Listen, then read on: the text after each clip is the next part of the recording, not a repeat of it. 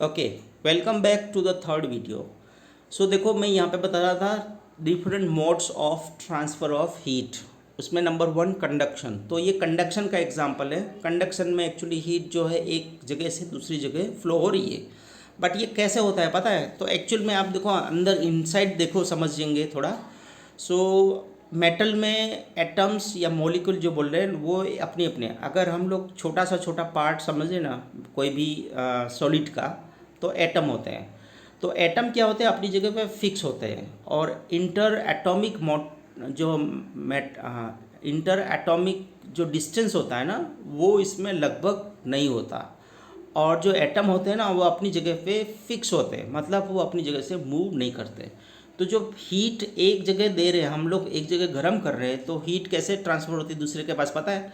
वो एटम है ना, वाइब्रेट होने लगता है, मतलब उसको पास हीट एनर्जी आती है। मतलब एग्जैक्टली जिसको हम लोग गर्म कर रहे हैं ना, वो एटम अभी गर्म हो रहा है।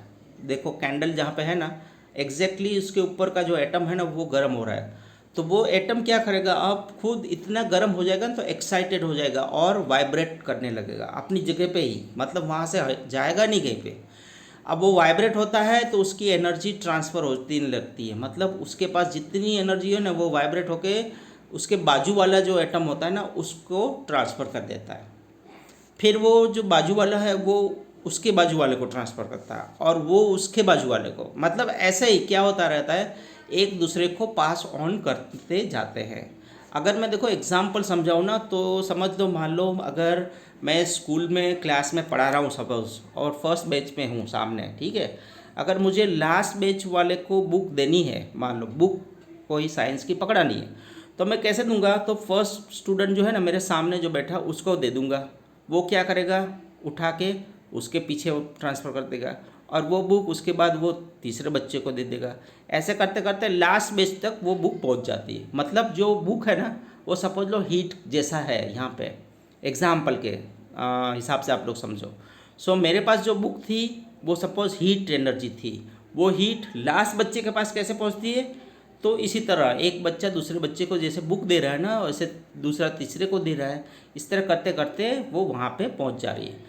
इन शॉर्ट मैं ऐसा बोल रहा हूँ कि जो बच्चा फर्स्ट लाइन में मेरे सामने जो बैठा है, वो खुद मूव नहीं कर रहा है, वो अपने पास जो होती है ना, वो ट्रांसफ़र करके दूसरे को दे दे रहा है। लेकिन यहाँ पे हीट अगर ट्रांसफ़र हो रही है ना, तो वो खुद भी हीट पूरा गर्म हो जाता है। उसके बाद जो एक्स्ट्रा होती है ना हीट एनर्जी, वो दूसरे को दे रहा है, ध्यान देना। तो सेम वे यहाँ पे तो क्या पूरी पूरी बुक हम लोग दे रहे हैं, तो वो अपने पास भी अपनी रख लेगा और दूसरा दे देगा। मान लो क्वेश्चन पेपर जैसा है, तो 10 क्वेश्चन पेपर था, तो उसमें से 9 उसने पीछे दे दिया और एक अपने पास रख लेगा। फिर दूसरे वाला स्टूडेंट है, वो दूसरा एक पेपर रख लेगा, बाकी पीछे जाने देगा। इसके जैसे समझे तो बेस्ट एग्जाम्पल होगा, ठीक है।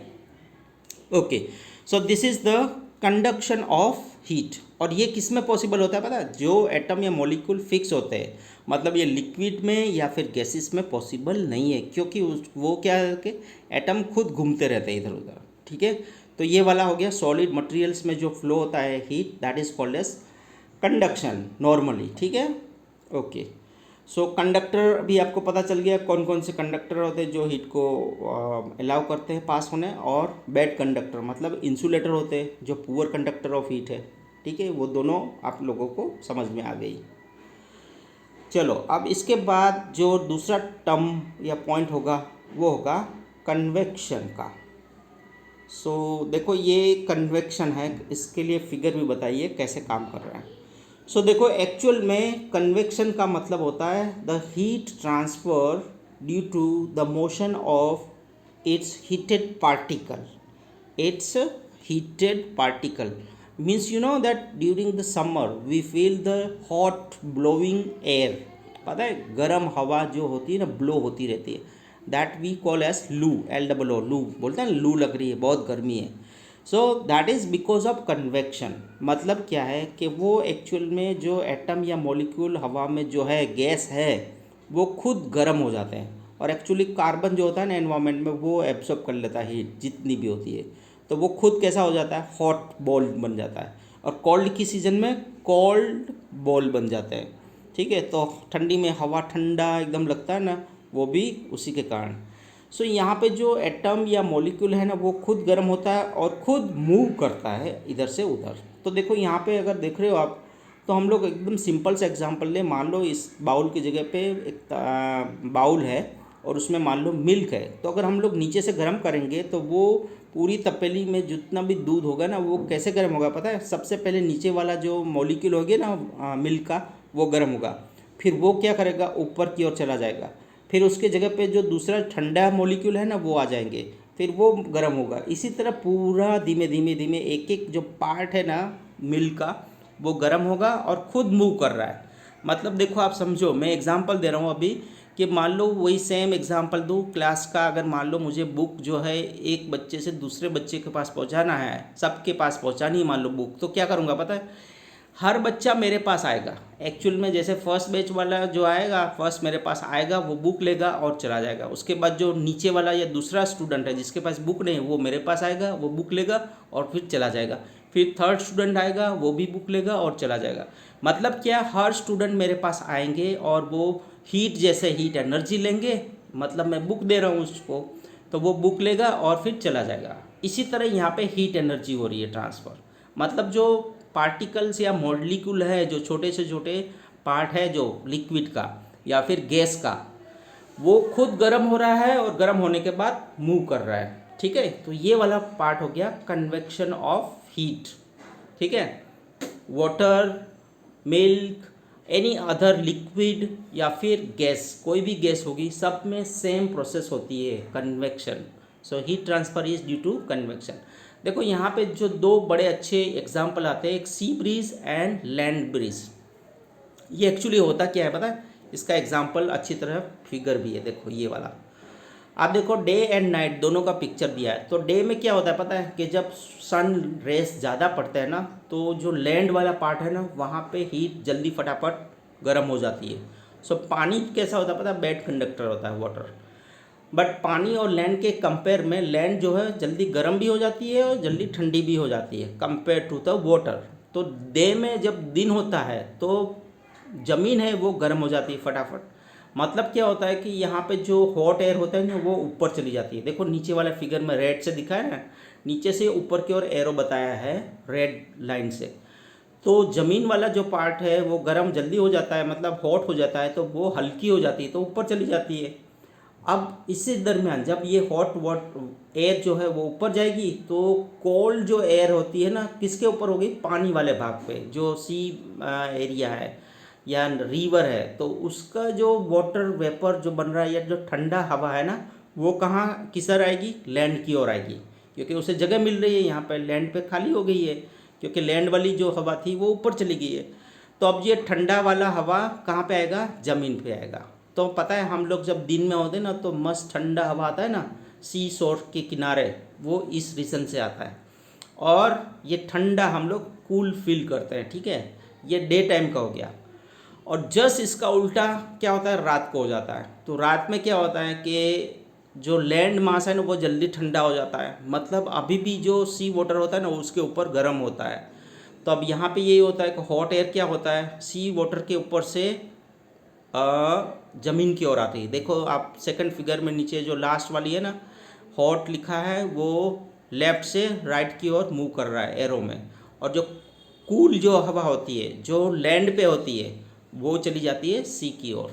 मतलब ड्यूरिंग नाइट टाइम जो हवा जो फ्लो हो रही है वो लैंड की ओर से सी की ओर हो रही है। ठीक है, और इसमें जस्ट उल्टा बता रहा है। सो इसी तरह इनका नाम भी पड़ा है land bridge and sea bridge. So land bridge में लैंड से सी की ओर जा रहा है और सी ब्रिज में सी के ओर से लैंड में आ रहा है। ठीक है, ये दोनों आप टर्म्स देखना। ओके, सो ये हो गया कन्वेक्शन का एग्जाम्पल। ओके, उसके बाद जो थर्ड वाला होता है that is called as radiation. So एक मिनट, ये the kind of clothes we wear in the summer and winter, ये एक एक्स्ट्रा है, नॉट एक्स्ट्रा है, लेकिन ये एग्जाम्पल देने का है हम लोगों को ये रेडिएशन वाला समझने में। तो पहले अब जो थर्ड टर्म है वो समझ लो, रेडिएशन में क्या हो रहा है। रेडिएशन में एक्चुअली किसी भी एजेंट की या एटम की या मॉलिक्यूल की ज़रूरत नहीं पड़ती, वो डायरेक्टली हीट या एनर्जी जो भी है वो वहाँ पे पहुँच जा रही है। ठीक है, इसको बोलते हैं कंडक्शन। मीन्स जो एनर्जी ट्रांसफ़र के लिए कोई मीडियम की ज़रूरत नहीं है। ठीक है, अब आप देखो यहाँ पे ये कैसे हो रहा है। तो एक्चुअल में देखो, मैं फिर से एग्जांपल दूँ बुक का। जैसे मान लो क्लास में बैठे हैं सब बच्चे स्टूडेंट, और मुझे सबको बुक पहुँचानी है, मतलब हीट एनर्जी जैसे ट्रांसफ़र करनी है, तो कैसे होगा पता है? मैं कैसे कर दूंगा सबको पता है? किसी भी बच्चे को नहीं दूंगा और बुलाऊंगा भी नहीं, ट्रांसफ़र भी बच्चे एक दूसरे में नहीं करेंगे, लेकिन सब बच्चे अपने अपनी जगह पे होंगे। और मैं बुक कैसे दूंगा पता है? थ्रो करके, मतलब यहाँ से फेंकूंगा और सीधा लास्ट बेंच वाले को चाहिए तो लास्ट बेंच वाले को मिल जाएगी। फिर उसी तरह सेकंड बेंच, थर्ड बेंच, सबको क्या करूँगा, यहाँ से मैं अपनी जगह से फेंकूंगा वो बुक, मतलब वो अपने आप यहाँ से उड़ती हुई वहाँ पे जा रही है, उसके पास जा रही है, उसके बाद उसके पास हीट आती है। मतलब देखो सनलाइट है ना, जो सूरज में से जो हीट आ रही है वो कुछ ऐसे ही आ रही है, मतलब वो कोई बीच में लेने वाला, ले जाने वाला या पहुँचाने वाला नहीं है अर्थ पे। लेकिन वहाँ से वो सनलाइट जो है वेव के फॉर्म में आती है, अपने आप आती है, और वहाँ से सीधी अर्थ पे आती है और अर्थ को गर्म कर दे रही है। ठीक है, तो ये वाला हुआ थर्ड। सो एक बात और है, रेडिएशन जो होता है ना, इसमें बहुत सारे एग्जाम्पल ऐसे आते हैं। जैसे जो ब्लैक बॉडी होती है या डार्क बॉडी होती है ना, वो हीट का एब्सॉर्प्शन जल्दी करता है और फास्ट भी करता है, और सबको रेडिएट, जो भी रेडिएशन उसके ऊपर गिरता है ना उसको एब्सॉर्ब कर लेता है। और आप लोगों ने सुना होगा ब्लैक होल के बारे में।